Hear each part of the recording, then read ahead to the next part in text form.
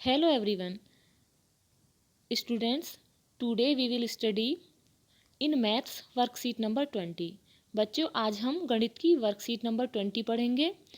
In worksheet number 20 we will study lesson number 8 गाड़ियाँ और पहिए। हम वर्कशीट नंबर 20 के पाठ 8 गाड़ियाँ और पहिए के बारे में पढ़ेंगे। बच्चों, देखते हैं क्वेश्चन नंबर 1। हरिया ने अपनी गाय को एक घास के मैदान में चरने के लिए एक खंबे से बांध दिया। 4 दिन बाद उसने देखा कि गाय ने खंबे के आसपास की अधिकतर घास खा ली है। मतलब उसने उस आसपास के इलाके की घास को चर लिया है और वहाँ एक आकृति बन गई है। क्या आप इस आकृति का नाम बता सकते हो? तो बच्चों, सबसे पहले हम देखते हैं कि चित्र में उस गाय ने कैसी आकृति बनाई है। तो देखते हैं बच्चों, गाय ने इस क्षेत्र की घास को खा लिया है। तो ये आकृति किसकी बनी है? वृत्त की। तो यहाँ क्या लिखेंगे? वृत्त।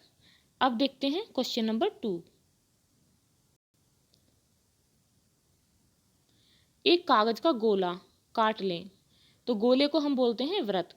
अब इसको बीच में से नीचे दिखाए अनुसार मोड़ लें। अब क्या करना है बच्चों? आपको सबसे पहले एक सर्कल बनाना है, ठीक है, पेज पर। अब उस सर्कल की आकृति को काटना है, तो उसे हम हिंदी में बोलते हैं वृत्त। जब हम उस वृत्त को मोड़ लेंगे तो उसके आधे हिस्से को हम क्या कहते हैं? व्यास।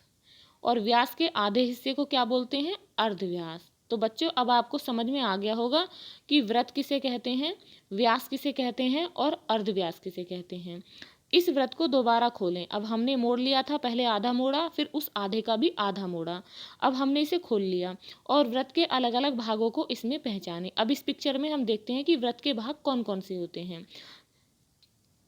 तो वृत्त के भागों को पहचानो और खाली स्थान भरो। तो देखते हैं पहला खाली स्थान।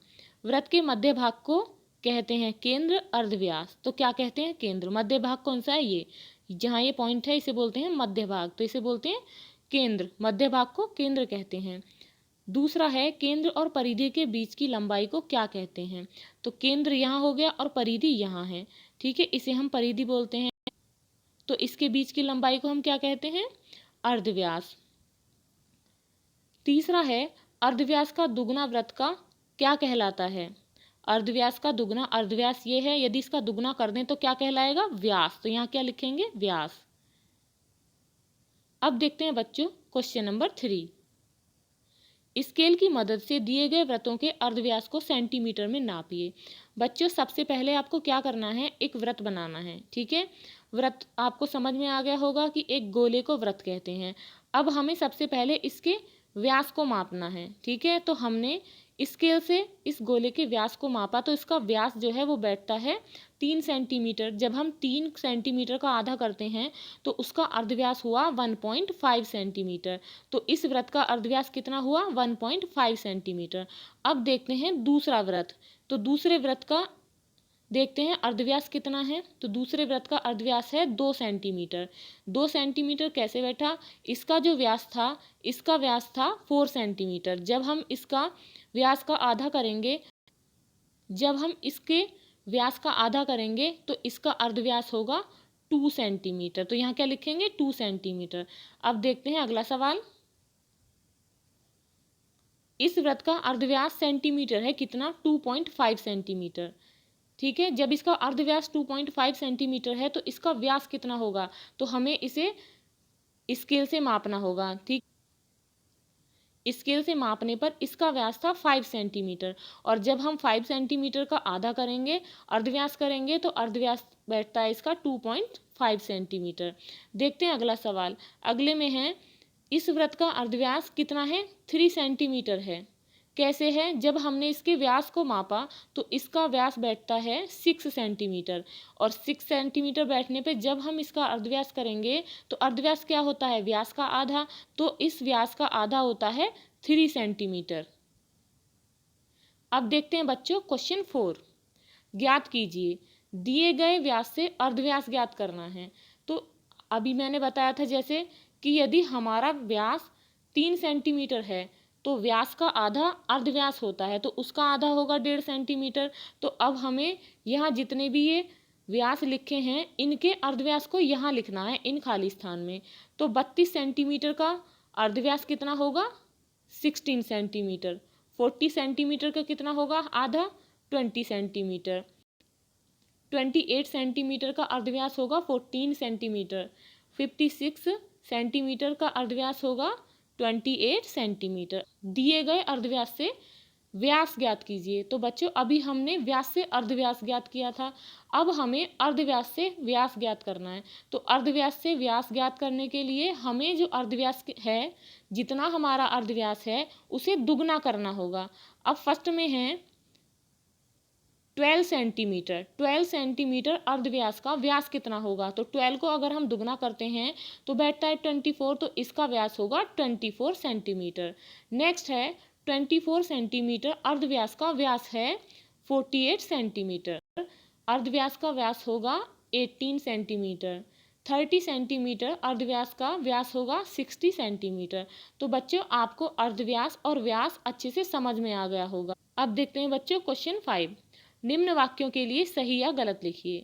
फर्स्ट है बच्चों, व्यास दुगना होता है किसी भी वृत्त के अर्धव्यास का। यस, तो किसी भी अर्धव्यास का दुगना जो होता है वो व्यास होता है, तो ये सही है। नेक्स्ट है, किसी एक वृत्त के अलग अलग व्यास की लंबाई अलग अलग होती है, तो ये गलत है, क्योंकि वृत्त तो एक ही है तो उसकी व्यास की अलग अलग लंबाई तो हो नहीं सकती, तो ये है गलत। अब देखते हैं अगला, वृत्त का बिल्कुल मध्य भाग इसका केंद्र होता है, तो सही बात है ये। नेक्स्ट देखते हैं, केंद्र से परिधि के बीच की लंबाई अर्धव्यास कहलाती है, तो अभी हमने पीछे पढ़ा था, तो ये सही है। अब देखते हैं बच्चों क्वेश्चन नंबर 6। एक कंपास की मदद से दिए गए अर्धव्यास की लंबाई के वृत्त बनाइए। हमें इसे एक कंपास की मदद से अर्धव्यास की लंबाई के वृत्त बनाने हैं, गोले बनाने हैं। तो सबसे पहले क्या करना है, हमें किसी भी वृत्त के व्यास की लंबाई लेनी है, उसके बाद अर्धव्यास की लंबाई को नापना है, ठीक है। और जितनी उस अर्धव्यास की लंबाई बैठती है उसका हमें सबसे पहले क्या करना है, जो हमारा कंपास है उसको सेंटर में रखेंगे, ठीक है। और जितनी उसकी लंबाई बैठती है वहाँ पर पेंसिल रखकर उससे वृत्त बना देंगे। तो अब हमें कैसे बनाना है देखिए, ये है 5 सेंटीमीटर। तो 5 सेंटीमीटर का वृत्त कैसे बनाना है, सेंटर में हम प्रकार को रखेंगे और स्केल की सहायता से पहले 5 सेंटीमीटर को नाप लेंगे और फिर हम उसका वृत्त बना देंगे। उसके बाद है बी, हमें बनाना है 3 सेंटीमीटर का वृत्त। पहले हमें स्केल की सहायता से 3 सेंटीमीटर को नापना है और उसके बाद जितनी इसकी लंबाई है उसे प्रकार की सहायता से वृत्त बनाना है। अब देखते हैं बच्चों क्वेश्चन 7। वृत्तों की मदद से हम कई डिजाइन बना सकते हैं। तो बिल्कुल हम वृत्त की सहायता से विभिन्न प्रकार के डिजाइन बना सकते हैं। यहाँ कुछ डिजाइन दिखाए गए हैं, आप भी अपना एक डिजाइन बनाइए। देखिए बच्चों, यहाँ पर हमने विभिन्न प्रकार के डिजाइन बनाए हैं वृत्त की सहायता से। हमने पहले गोले बनाए हैं और इन गोलों से अलग अलग प्रकार के डिजाइन बने हुए हैं। अब आप भी इसी प्रकार के डिजाइन स्वयं बना सकते हैं। तो बच्चों आपको ये वर्कशीट समझ में आ गई होगी। बच्चों, if you like this video, please like, share, and if you are new on this channel, please subscribe the channel. Thank you.